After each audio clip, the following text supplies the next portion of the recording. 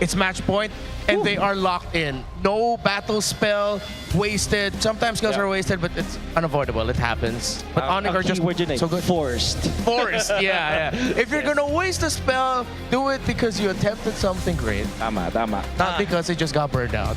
Yeah. Also, I believe it's first pick for Onyx. Mukhang mas priority pa rin na teams ang makakuha ng first pick. Or, wait, home team dapat ang Team Falcons, right? So, game number 3, They picked this? they picked this, indeed. So, baka ganun na kanilang discard with the last pick ulit and decide. So, Onyx, will they go for the Marcel again? Hindi, sila yung nag-ban mismo. Whoa. So, That's a flex. Because usually if you see the opposing team pick going onto the same side now, Yeah. Red, that means they're thinking a very specific plan. Onyx blocks that because now Okay. Falcons are forced to change their plan with the Marcel getting taken away by Onyx. all right. So, with the Phobius as the last ban, would you go Harley na dito para sa Onyx? Kasi wala na yung Marcel, so that would not be a problem for you. The Vanity was also taken out. Means they're more of a Baksha team now. Of course. They are more of a Baksha team. Throughout the season, King Kong has been stellar with this hero. The rotations are going to be sharp, and this allows Onyx to now build up a lineup that ends the game really quickly. You also have the Guinevere though para sa Falcon. So, ito yung interesting. Nanalo naman ang Onyx sa Baksha versus Guinevere just yesterday. Oh, it was the Baksha versus Fredrin. But there was that interaction na Baksha versus Guinevere. At ang Falcons ay more than happy to pick up that Guinevere now para sa kanila. And no, there we go. Claude first. Claude and Glue as their priority here for Falcons. All right, still, I think a lot of respect towards Severo and how great the Claude pick has been. Yeah. The glue provides a lot of disruption, and it's a great flex pick. I think mid laner now for Onyx would be warranted. Just get their Roman trio again, or if they can somehow find a flex pick. Yeah, Kalea nandyan. Siguro yung flex pick nila, I guess Hilda, yung pwede maging option doon. Yeah, but then they'd already show it that they have to pick up the That's right. Kalea as well. Yep. So, I'm thinking Kalea Gord here para sa Onyx. May chance Gord, lang na... Like the Gord. Yeah. Okay, so it's Harith and... Wow! Whoa. Wow! Very honest with their pickups. Onyx will go and take the Harith as well as the Paquito. Yeah. Ang Falcons, alam mo, ito yung parang dinidare ng Onyx. Sige, mag-Esmeralda kayo. But that will mean that the glue will be forced in the roam roll. Yeah. At for Falcons, they will also suffer from the anti-heal coming up from the Baksha. Honestly, I think they have to pick the Guinevere now para sa Falcons. Force the Purify, syempre, na maging choice dito. At, in many ways, Paquito does not like playing against the Guinevere. Whoa, Fred. Wow, Fredrin. Whoa. Wow. I'm actually surprised. Me too. The Guinevere feels like would have been a really great combo alongside the glue, but then I think Wow. Falcons might be building a strong front because they know that they have to build for Haji here. Because Onyx will definitely have Haji in mind. They're probably gonna consider heroes such as the Kimi or strong Kimi. burst like the Farsa if they want to just delete health away from Onyx right away. But Kimi would be a really great pickup. Onyx are either going to check that by banning it or picking it up for themselves if they're really feeling their Baksha pickup. Because this is why you pick up the Roman mid as your second picks. Onyx really just want to lock in the win right now, Yes. and they want to win the matchup in the center. Alam mo yung sobrang interesting dito kasi Baksha Harith ang Onyx, which we normally criticize kasi magic-based yun. Although may true damage naman talaga isang Harith, it usually does not become successful. That's why they were first to get the Paquito para sila may physical damage from the side lanes. You know what this tells me? Maybe Onyx are flexing etong Baksha. Because I see a world where this can be roam Baksha. Yeah, it could go fast. You go fast through the EXP lane as well because of how fast you can clear. We saw how Kirk's been playing the Paquito. Fast clear, get out of lane, rinse and repeat. Vexado pa. Yeah, it's something not to say that I'm criticizing, but it's something that we do in the ranked games. Yeah, It's for the glue. It's to make sure you're just really making sure. Hey, we gotta make sure our glue's fine. But then that shows it. That's most likely gonna go into the roam now. Yeah. So with the Terrorista being banned, I think this is a really good ban promenade from Onyx. It will be maybe that's Kalea. Di mo pa rin ibibigay sa Onyx Philippines na na-mention din naman natin kanina as an option para sa Onyx Philippines. Now, Onyx, will they look for maybe an Arlet ban is Yeah. is decent here. Kahit anong mangyari, ang Fredrin Arlott ay sobrang reliable pa rin. They only have one Purify. So potentially naman galing sa Harith, they go ban the Cho. Whoa. For a second there, I thought that maybe Onyx would want to consider it as a surprise pick later on. Yeah. Put the Boxer in the jungle, then you pick up the Roam because Roam Yeah. Cho, you rotate faster. Alright. I think yung Onyx are also considering yung Loi again on their side. Especially kasi ang kanilang katapat is the Fredrin. Pero kadalasan pag sa mga ganitong moments when you're up against the Claude as well as the Fredrin, altogether yung box type strategy, you want some long range reach nukes. Farsa would be good if baka hindi masyado because of the presence of this Claude. So dun papasok yung realm na meron silang consideration dun sa isang Loi. So I believe that Onyx Philippines might consider that hero as well. Ooh, the Lo Yi showing up again. I would be okay with that. Redefine Onyx. Sword pa rin. Okay, they still go for the Oh, that's Gord. Falcon, sorry. So that is Falcons that will pick up the Gord. board. Alright. Pretty Okay. standard pick, actually. Or Kozera, they have the dive. I think the Roboxers still can. You know what? What if, ano naman, si Prince naman yung bigyan nila ng masayang hero dito. What if we get na Selena is for Onyx Philippines? Huh? Would solve a lot of their rotations in the tempo. That would be annoying for the glue to deal with. Yeah? Thinking a little bit more maybe in the realms of the Valir and the Lilia. Backstat range, but Okay, so it's Kalido. Makikita natin dito, it's going to be back siya para kay King Kong and Lilia. alright. Against the glue. Perfect na sagot dyan. Oh, Flap, huwag ka Wow. na mahiya. Mag-Arlot ka na. Yeah, just it covers a lot of ground, Yeah. and you need that extra bit of damage coming in from the Arlott just to mess up Onyx.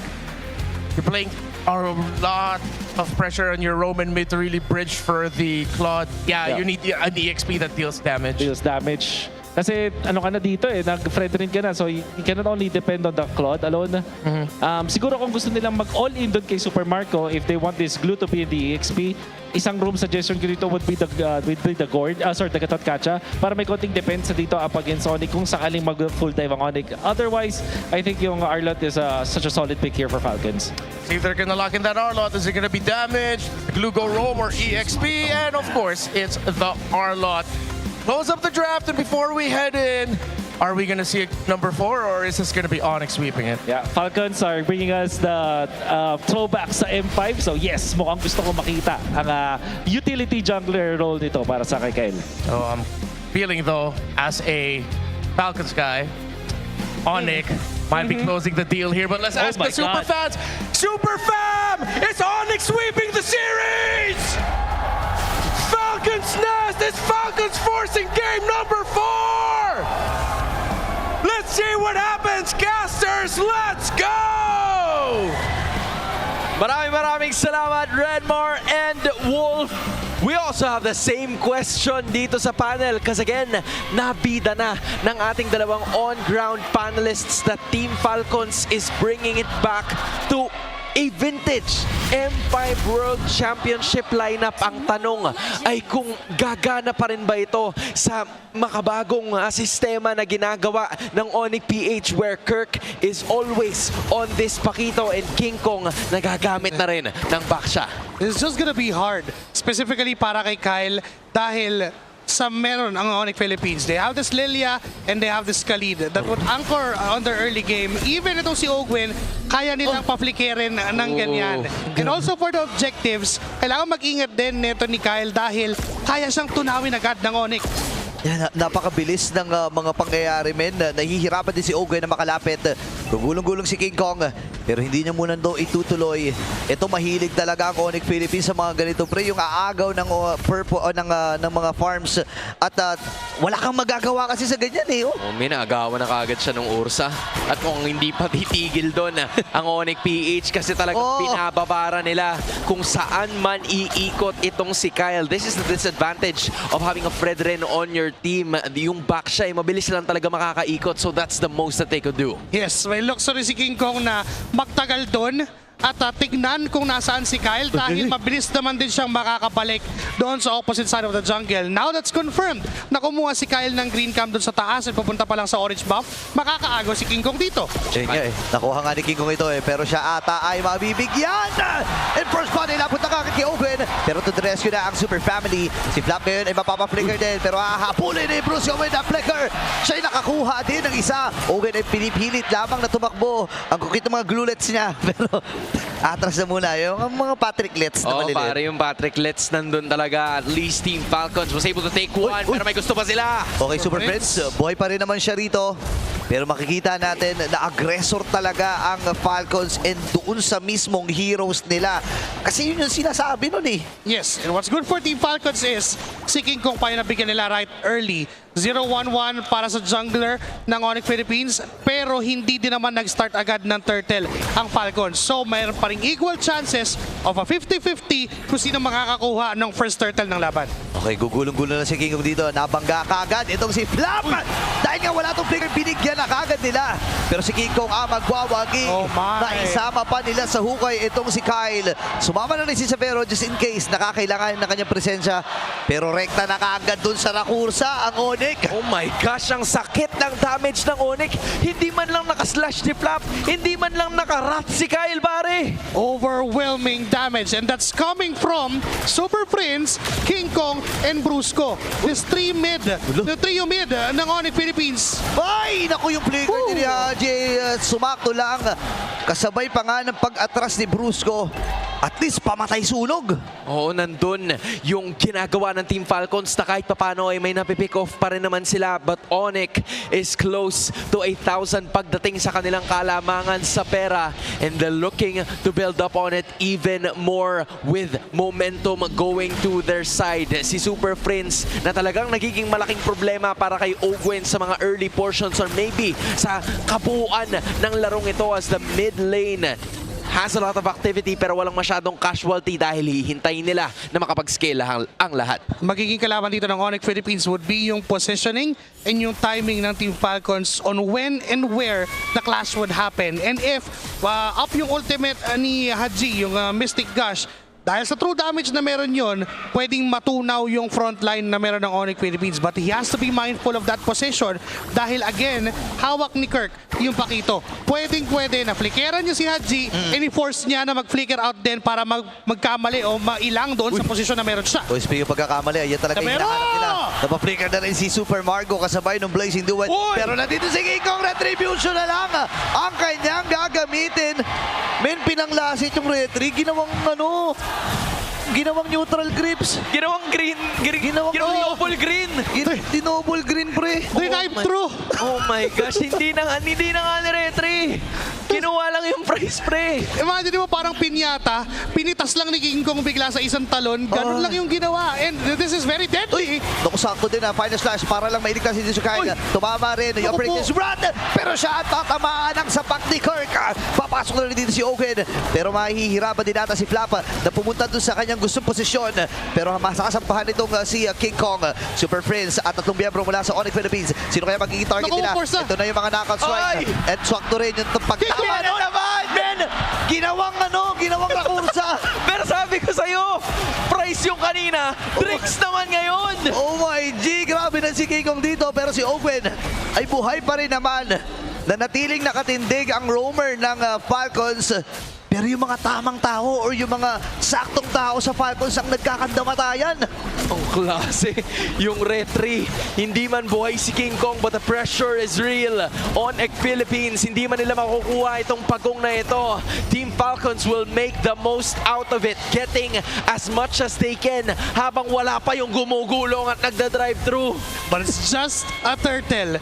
200, 300, hindi mapapantayan yung nakuha ng Onyx Philippines. That's a turret on the top lane. And King Kong, yung kanyang free upsize tsaka yung fries na dala niya, out of those retributions na hero yung ni Retri. Those perfect drive-by moments. But look at Flap. Ang ganda ng final slash niya, pero kasi napakabilis at napakalikot Ito na din naman. yan. Ito na naman, drive-by na naman si King Kong. Grabe naman! Under the base, under the turret dive. Kaya lang nandun din pala si Kirk para linisin yun. Si King Kong nakakuha ng kill. Nagamit yung Mexico! Specials, pero nandun pa rin yung Black Shoes mula kay Super Friends. Makakasampa si Owen. Di yata nila kakayanin na madepensahan pa or mapigilan Nakuputo pa na si Ogwin. yung pagsugod dito ng Green Falcons. Si Kyle naman ang gagamitin yung taunt. May precision shot pa rin naman siya na pwedeng pindutin. Pero si Brusco ay nakaabante din.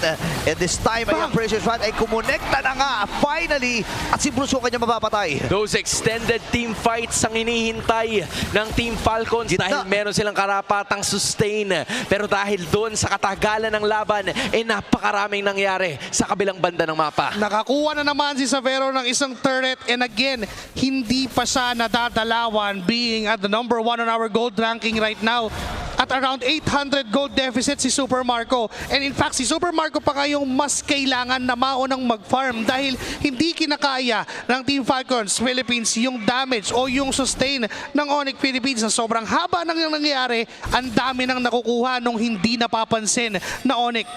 And with that being said, 2.7k halos ang kalamangan nitong Onyx Philippines, and Team Falcons are just doing their best para makasecure ng kanilang mga objectives. What's the idea here, Joshi? Paano ba nila mata-turn around yung laban kung sakaling umabot sa Turtle Pit? For Team Falcons, kailangan nilang i-address yung ginagawa nila King Kong na pa-drive-by.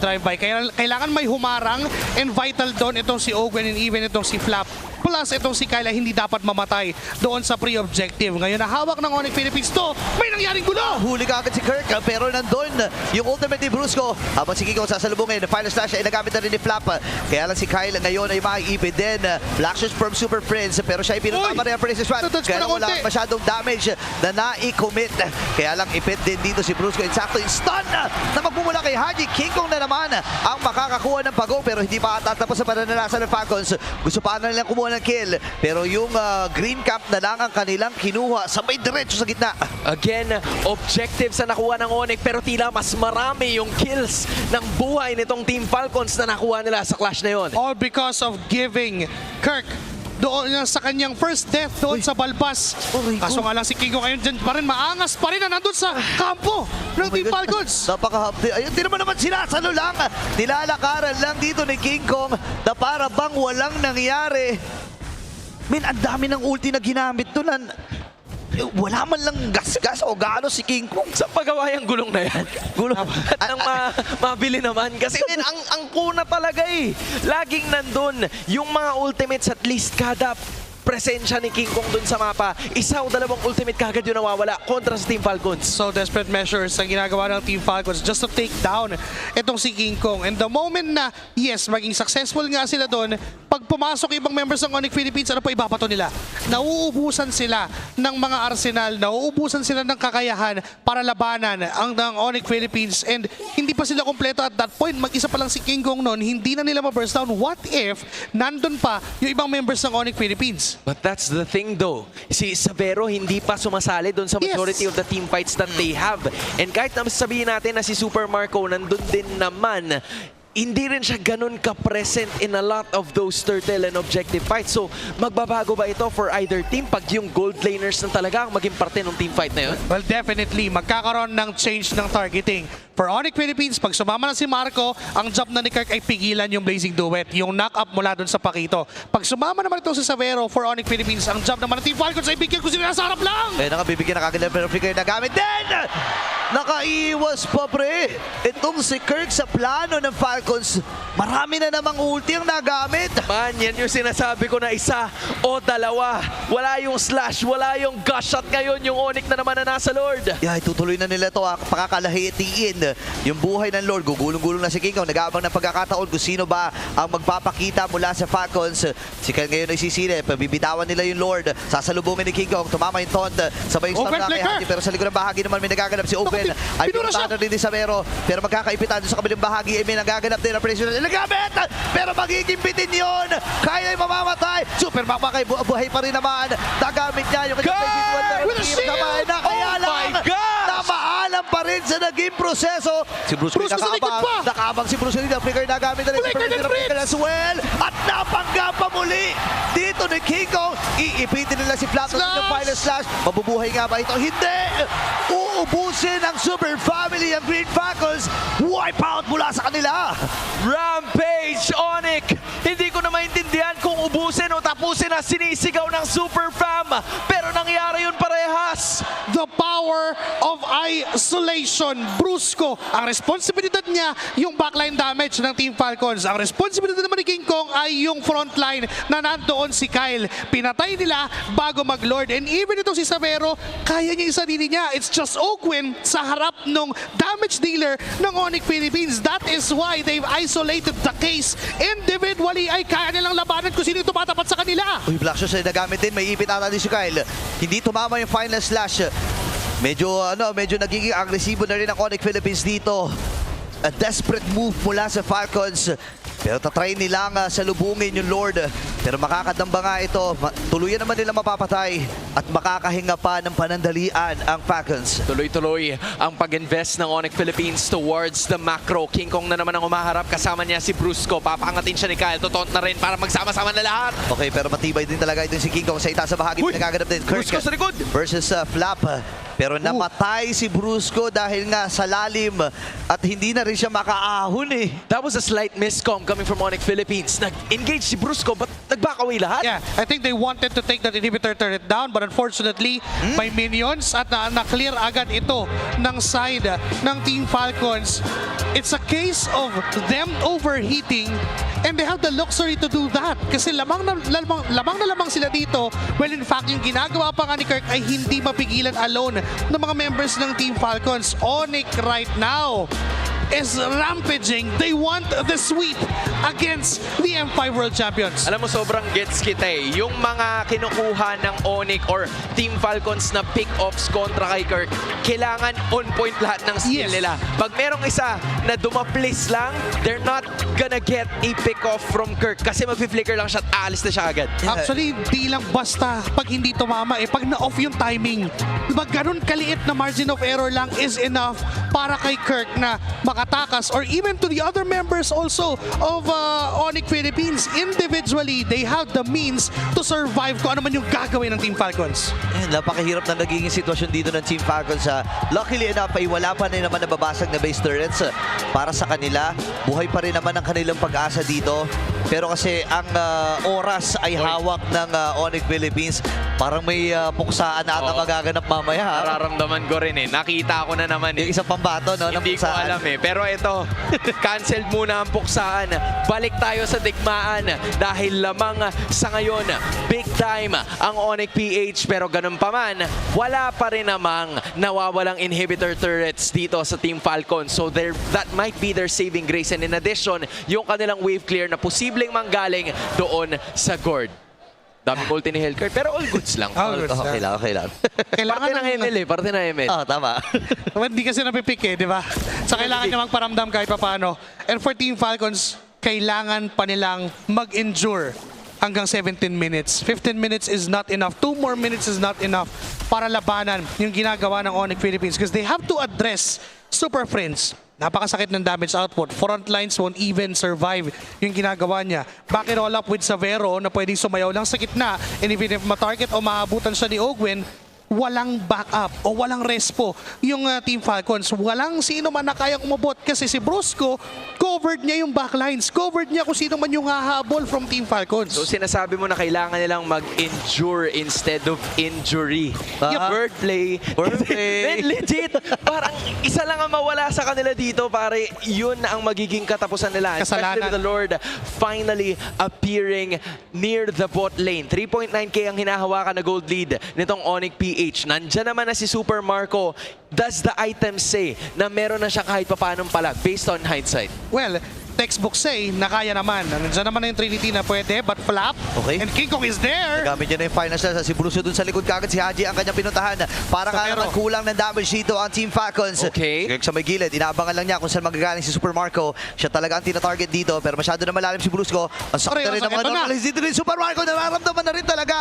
At kailangan na niyang umiska po. Yung itaas na bahagi, pwedeng kontrolin ni Kirk. Pero hindi na muna niya gagawin yon dahil yung Lord ay hawak-hawak na ng Falcons. Tuso ang heroes mula sa parehas na kupunan. Hindi pa nagagalusan si Prince at si Savero. Ganon din sanang sasabihin ko para sa Falcons pero lahat sila may sugat na! Naku, mabilisan na lang ang operation. Nagamit din! Pero ang Monster Oh Mage my pa God! ang nakakuha ng Lord. Digmaan ng pala Samantala, nagamit na rin yung fire sa sino ni Flap. Pero sa gilid na bahagi si Bruso ang pinupuntahan ng dalawang membro mula dito sa Falcons. Habang si Kirk ay nakakuha na rin ng kill. 40 puissance mula dito kay King Kong. At talagang kailangan ng umiwas ng Falcons. At aakas na rin dito si Kyle. Isasakripisyo na lang nila itong si Ogwen. At mamamaalam na rin sa kamay ng Onyx Philippines. Oh, major blunder mula doon sa retry. Si Prince pa nakakuha noon. Sorry, miss from Kyle on that retribution. Well, let's give it to Super Prince. Ang hirap din talagang timingan ng damage output ng Lilia kasi you don't know kung ano yung puputok na damage eh. Yung first phase ba ng Gloom o yung second phase kapag pumasa yung Gloom na yon. And that play from Team Falcons could have been better if tumama lang, if okay yung retry ni Kyle. But because Onyx got it, they're now on the face of Team Falcons. Okay, 5 seconds para kay Ogen. Basag na rin yung Torres sa may top lane. Yung wave naman sa Pimadina ay nakuha na rin kagad. Kirk ay nandun din. Gitna na lang ang natitira para sa kanila. Buhay na 5 miyembro mula dito sa Falcons. Kyle tatama yung taunt. Si Super Prince ang magiging target. Nagamit na rin Black shoes. yung Black Shoes. Bumibelo lamang si Flap. Available yung kanyang final slash. Pwede niya gamitin any moment. Nakabangga na itong si King Kong. Pero si Flap ngayon ay nagamit na yung kanyang final slash. Ayaw mo si Sabero dito! And Kirk with a kill. Apat na lang natitira para sa Falcons. Wala na rin naman Lord kasama dito ang Onyx Philippines. Andun yung Mystic Gush. Kirk ay buhay pa rin. Knockout strike ay nagamit din. With the counter na bitawan. At Super Prince ngayon ay nakakuha na naman ang kill. Inilaliw na lang dito itong si Ogwen. At mamamaalam din si Haji. Ladies and gentlemen, Onyx Philippines ang unang kupunan na tutungo sa upper bracket finals. Nauna natin silang makita sa laban na to. Sa legang tama, Onyx advances to the next round. They brought down another world champion. Pero para sa Falcons, may lower bracket pa naman. But for Onyx Philippines, this means domination. Oh my goodness! Who would have imagined na matatapos ng sweep itong larong to? Oh, the nest is stunned. Para bang hindi nila alam kung ano yung bumangga sa kanila. Literal na sagasa gaming yung ginawa ng Onyx Philippines from start to finish. Yung sinabi ni Flap kanina na tila pinag-aralan nila ang Onyx PH, they're gonna have to study even harder. Dahil yung advantage sa upper brackets ay nawala. Ganun-ganun lang. History in the making na naman ito. Again, Onyx Philippines, marami din doubters itong kupunan na to. No? Kine-question nila kung gaano ba kalupit si King Kong gumamit ng utility. Kasi kilala natin assassin, goods na goods si King Kong. Pero yung question na yon ay nasasagutan na as playoffs progresses, no? Ibang klase nakita natin from Onyx Philippines. We have to hear them dito sa nangyaring series na to. Because it's as if they were really prepared. You heard the Sonics. Now it's time to listen to the super fam. Here is Onyx Philippines. Sonics, what time is it? Walang pahinga, Denise, and now they delivered a sweep. They continue to advance in our playoffs, giving a 3-0 win. You know, Thea, kanina I asked the Sonics, tapusin na ba natin? Well, tinapos na nila agad. Super Friends, I wanna ask you, alam ko, haba nung naging battle nyo kahapon. Ang haba nung naging laban nyo kahapon, but you guys were able to close this one out against Falcons 3-0. Ngayon, pag-usapan natin in this enduring legacy battle, ano yung naging preparation nyo against the Falcons? Siguro yung una, nagpahinga po muna kami after ng laban. Then nung kanina lang po kami nag-prepare sa kanila. Pinanood namin yung mga regular season na games. Napakabilis ng preparation. I think sobrang crucial talaga every playoffs, no? Ang bilis ng panahon, yung big and quick preparations. Yes, you, King Kong. Ito, King Kong, my question now is, going back to the regular season, 0-2 or na-2-0 kayo ng Falcons, if you remember correctly. But now, nakuha nyo agad yung laban sa kanila in the playoffs, at least in this match. Ano yung biggest factor para makuha nyo yung panalo? Analyst po namin. Yes. Call a friend. Call a coach. Para sa akin, yung unang nangyari, minanifest ko na bubugbugin ko si Flap. Tapos ayun, nangyari naman. Tapos siguro yung mga need namin aralin sa Falcons, sapat siguro yung naaral namin sa Falcons. Then, ayun, eng manifestation. Kaya the Eng manifestation and story continues even in this fight of Falcons and Onyx. And speaking of better performance, you know, Denise, Kirk, grabe yung in-improve ng performance mo from regular season and now coming into the playoffs. Kapag tinanong ka, ano yung difference ng Kirk ng regular season to Kirk now in the playoffs, what would you say? Tingin ko mas kalmado ako ngayon playoffs kaysa regular season tsaka nung last playoff. Ooh, so kalmado. Speaking of calm, the calm and the pressure. Savero, you're going to face either TLPH or Smart Omega. If you get a chance to choose, who would you pick? TLPH or Omega? Liquid. Liquid. Instant answer, very quick. They want to face Liquid. At inaabangan ng lahat yan. And of course, abangan din natin from the Onyx. Rusco, I wanna ask, what's your message sa fans? Gusto na agad makalaban ni Savero ang TLPH. Ano pang dapat naming abangan sa inyo? Message ko sa fans ba? At saka anong dapat naming abangan sa inyo? Ang message ko sa fans namin, maraming salamat sa pumunta dito at nagsuporta sa amin. Thank you so much. And yung abangan nyo bukas, bibigyan namin kayo ng magandang laban. Thank you so much. And once again, give it up for Onyx Philippines! You may now bow. And you may now take your walk of victory. Grabing performance yung pinakita ng Onyx, Denise. Coming from a 5-game yesterday, now they delivered a sweep. I can't wait. Kung ano nga ba ang dapat nating makita bukas sa third day ng playoffs. And you know, grabe yung bilis rin ng games and we'll find out how that game actually happened as we throw it back to our casters. Casters, palag na to.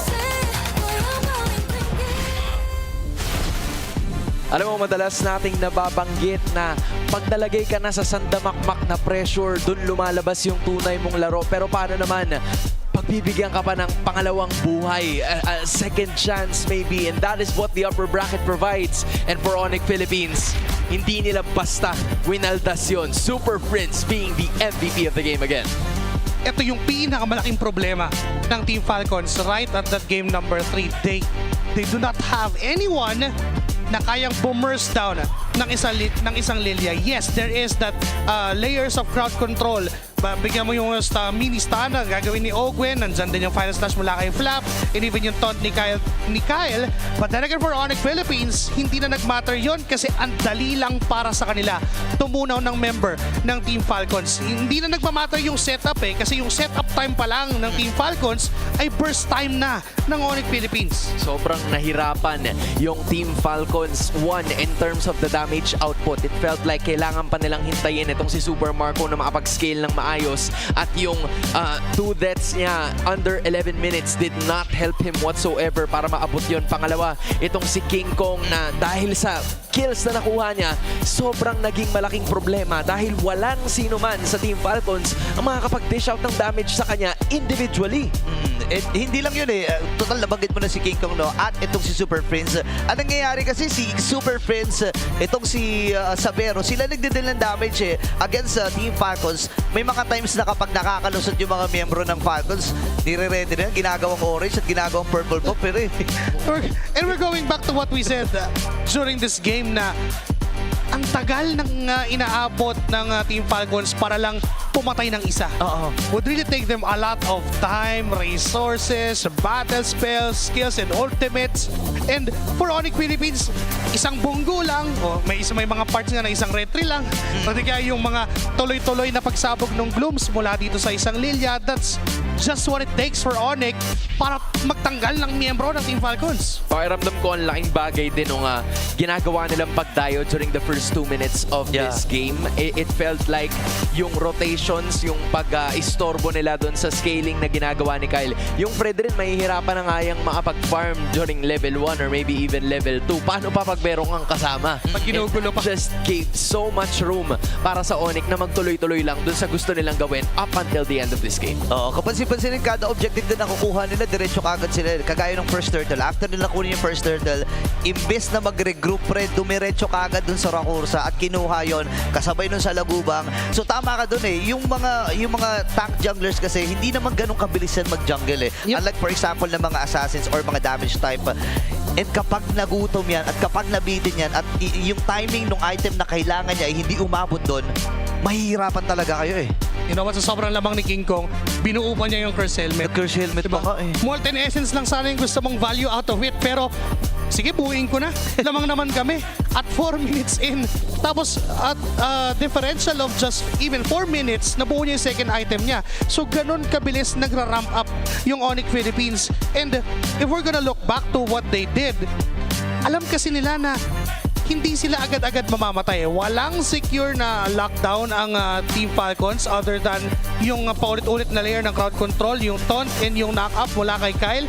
Pero mismo si Kyle nga, hindi na tumatagal dun sa laban eh. Speaking of Kyle, Joshi, correct me if I'm wrong, pero parang tatlong magkakaibang heroes ang nakita natin mula kay Kyle today. Is it Team Falcon struggling to find the recipe that suits them? Kaya nila ginawa to? Or do they just have a lot more prepared para sa atin sa laban na to that just didn't work? I mean, we can't say that na kulang pa yung binao nila, pero it seems like the execution tells it all. Na parang nahihirapan sila mag-engage, pero for Onyx Philippines, wala. Yung yabang nila eh. Yung dating nila na kaya namin lahat kahit anong mangyari, na kaya natin.